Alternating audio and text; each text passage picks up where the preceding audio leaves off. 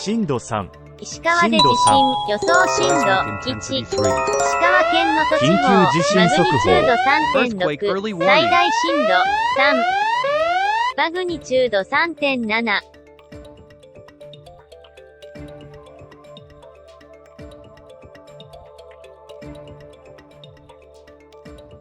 第3波地震。震央。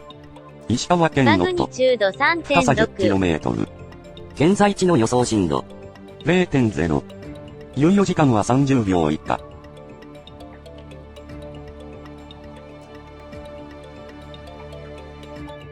震度2、石川。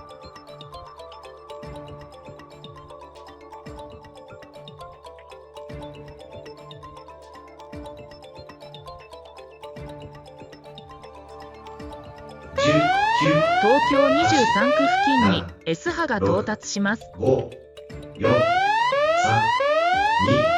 2、1、到達。